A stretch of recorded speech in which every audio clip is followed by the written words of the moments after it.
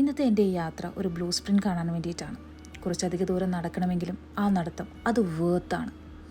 ഇതാണ് ഞാൻ പറഞ്ഞ ബ്ലൂ സ്പ്രിംഗ്. കുട്ടിക്കാലത്ത് നോട്ട്ബുക്കിൻ്റെ പുറകിൽ മനോഹരമായ സ്ഥലങ്ങൾ കാണുമ്പോൾ ഞാൻ ആലോചിക്കാറുണ്ട്, ഇത്രയും ഭംഗിയേറിയ സ്ഥലങ്ങൾ ഈ ലോകത്തുണ്ടോ എന്ന്. ഉണ്ട്. അതുപോലെ ഭംഗിയേറിയൊരു സ്ഥലത്താണ് ഞാൻ നിൽക്കുന്നത്. കുഞ്ഞു കുഞ്ഞു മലനിരകൾക്കിടയിലൂടെ ശാന്തമായി ഒഴുകുന്നൊരു നദി. ഇതിലെ വാട്ടറാണ് ഇതിൻ്റെ ഹൈലൈറ്റ്. Crystal clear water. ഒരു ലൈവ് അക്വേറിയമാണിത്.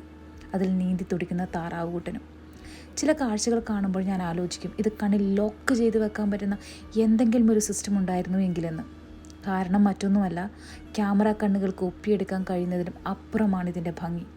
ചില കാഴ്ചകൾ അത് നേരിട്ട് കാണണം, നേരിട്ട് ആസ്വദിക്കണം. ആസ്വദിക്കുന്നതിൻ്റെ കണ്ണിലാണ് അതിൻ്റെ ഭംഗി ഇരിക്കുന്നതെന്ന് ഞാൻ കേട്ടിട്ടുണ്ട്. ആസ്വദിക്കുന്ന രീതിയും കാണുന്ന കാഴ്ചകളും ഓരോരുത്തർക്കും ഡിഫറെൻ്റാണ്. ആ വ്യത്യസ്തത തന്നെയാണ് ഓരോ കാഴ്ചകളെയും അത്രമേൽ മനോഹരമാക്കുന്നത്.